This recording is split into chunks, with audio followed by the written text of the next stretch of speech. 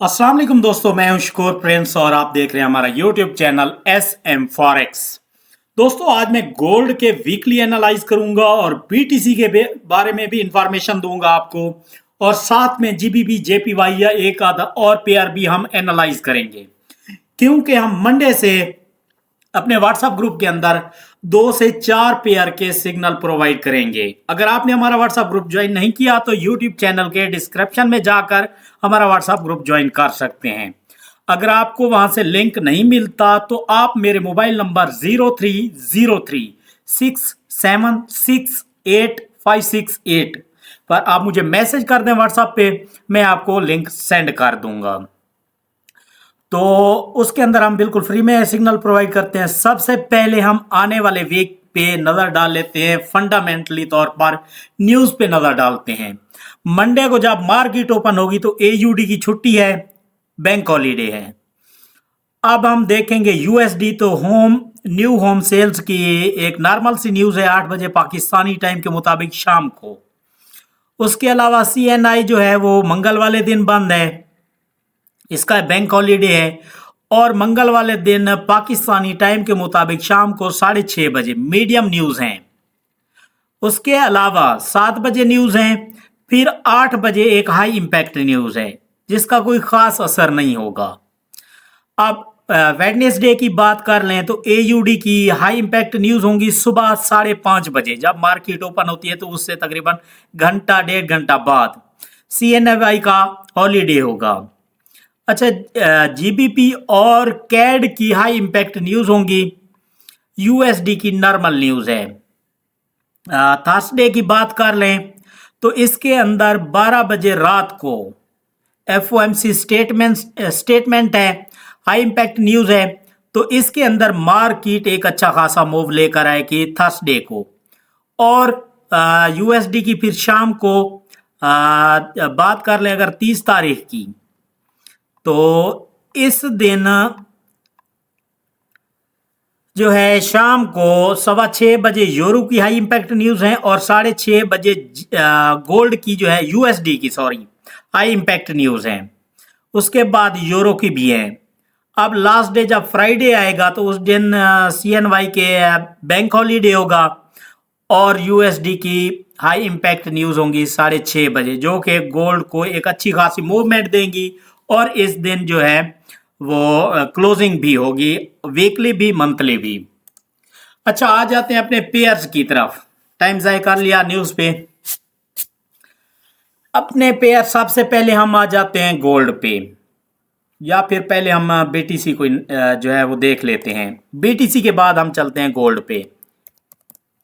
BTC पे आए और अगर हम इसको देखें मंथली कैंडल सबसे पहले, तो मेरे भाई सबको मुबारक हो जो भी बीटीसी के अंदर इस वक्त टेंशन में है। गोल्ड ने अब बाय जाना है, और जो मेरा फर्स्ट टारगेट है वो है 1,18,000। ये काफ़ी सारे दोस्तों को पता है इस चीज़ का। मैं क्यों कह रहा हूँ, जो मेरे वीडियो स्टार्टिंग से देखते आ रहे हैं उनको पता है कि यहाँ पे मैंने हैंडल का पैटर्न बताया था, और इसने अपना फर्स्ट टारगेट जो है वो करना है।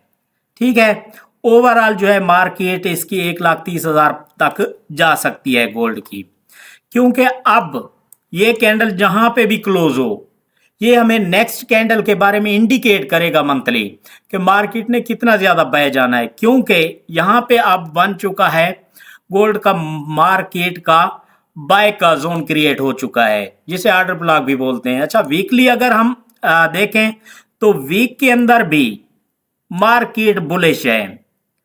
अब जब तक ये कैंडल क्लोज नहीं होता, एक दिन 12 घंटे पड़े हैं इसमें, तब तक हम कंफर्म नहीं कह सकते कि मार्केट ने कहां तक बाय जाना है। अब बीटीसी रिवर्स नहीं आएगा।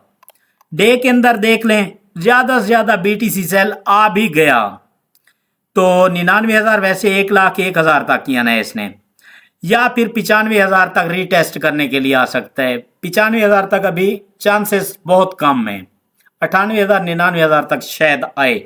बीटीसी जो है बाय है, अभी से थोड़ा थोड़ा सा बीटीसी लेना स्टार्ट कर दें, इसके अंदर इन्वेस्टमेंट करना स्टार्ट कर दें। इंशाल्लाह आपको 2-4 दिन 5 दिन के बाद बीटीसी की प्राइस एक नया हाई दिखेगी। BTC 1,18,000 फास्ट टीपी होगा, ये बात आपने याद रख लेनी है। अब आ जाते हैं हम अपने पेयर गोल्ड की तरफ। गोल्ड पे हैं तो आपको याद होगा मैंने पिछले वीकली वीडियो के अंदर या उससे पिछले वीक बताया था कि मार्केट जो है CRT कर चुकी है।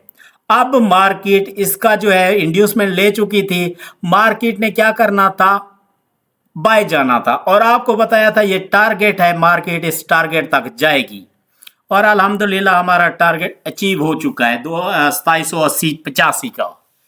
अब देखना है कि मार्केट क्या सेल आएगी या मजीद मार्केट ने बाय जाना है। तो मंथली कैंडल में अभी एक वीक रहता है क्लोज होने में, हो सकता है कि ये वीक सेल आए और कैंडल जो है ऊपर से वीक छोड़े, क्योंकि जितने भी कैंडल होते हैं अक्सर आपने देखा होगा नीचे से और ऊपर से वीक होती है। वीक के अंदर आ जाएं जहां से हम आपको समझाएंगे सारी स्टोरी कि गोल्ड ने अब क्या करना है। अब अगर हम देखें तो मार्केट इंड्यूसमेंट भी ले चुकी है, एक 5-7 हफ्ते यहाँ पे भी रुकी इस एरिया के अंदर और उसके बाद मार्केट ने रीटेस्ट किया, मार्केट बाय गई।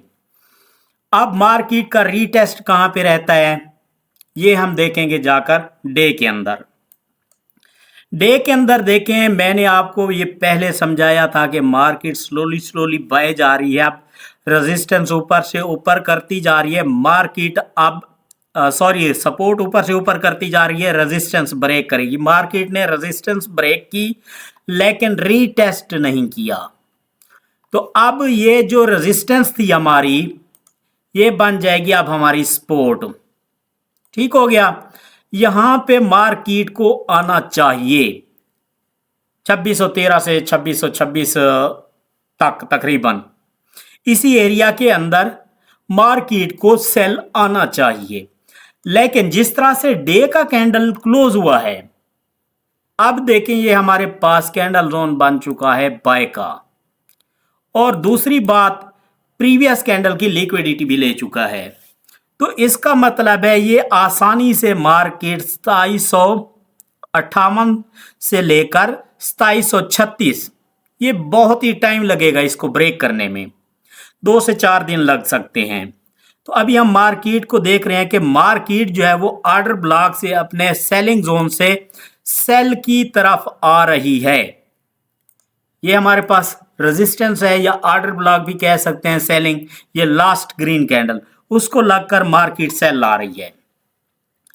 अच्छा, सपोर्ट और रेजिस्टेंस की भी समझ आ गई।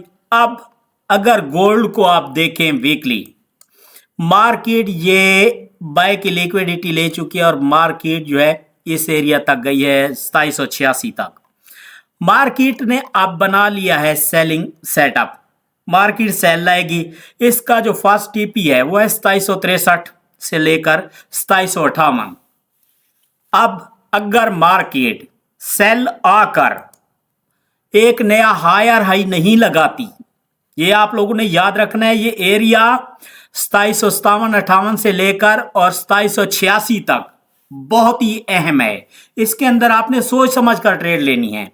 अगर मार्केट इस एरिया में आकर 2758-60 तक हायर हाई नहीं लगाती, मार्केट ये जो ऑर्डर ब्लॉक क्रिएट हो चुका है इसको लगकर सेल लाती है, तब आपने समझ जाना है कि अब मार्केट ट्रेंड चेंज कर सकती है। H4 के अंदर मार्केट सेल लाएगी, फिर हम देखेंगे कि मार्केट सेल आ सकती है 2730 तक। उसके बाद फिर हम देखेंगे कि मार्केट ने कहां तक मजीद सेल जाना है। अगर हम बात कर लें डे के अंदर, फॉर एग्जाम्पल मार्केट मजीद बाय जाना चाहती है, एक नया हाई लगाए, पहले बाय का सेटअप देख लेते हैं, क्योंकि मार्केट जो है ओवरऑल बाय हाई, तो ओवरऑल बाय है, तो इसको हम देखते हैं कि मार्केट ने कहां तक बाय जाना है, इसका अगला टारगेट क्या हो सकता है। तो अगला जो टारगेट है इसका 2793 है, उसके बाद है 2809, जहां से मार्केट रिजेक्ट होकर सेल आ सकती है। 2793, 2809, ये 2 पॉइंट आप लोगों ने अपने पास डायरी के अंदर नोट कर लेने हैं। अगर मार्केट सेल लाकर 2760-63 पे, यहां पे जो रेजिस्टेंस है H4 के अंदर इसको आकर सपोर्ट बनाती है 2760-62 को, मार्केट बाय जाती है, एक नया हाई लगा लेती है, तो आपने 2793 2809 ये दोनों लेवल याद रख लेने, मार्केट कहीं से भी गिर सकती है। ठीक हो गया। अगर मार्केट इस ऑर्डर ब्लॉक को लगकर सेल की तरफ आएगी नेक्स्ट वीक, तब हम देखेंगे कि मार्केट ये रीटेस्ट करने आएगी जो हमारे पास डे के अंदर रेजिस्टेंस थी, H4 के अंदर रेजिस्टेंस है। मार्केट ने H4 के अंदर तो इसको रीटेस्ट कर लिया है, पर डे के अंदर अभी तक नहीं किया।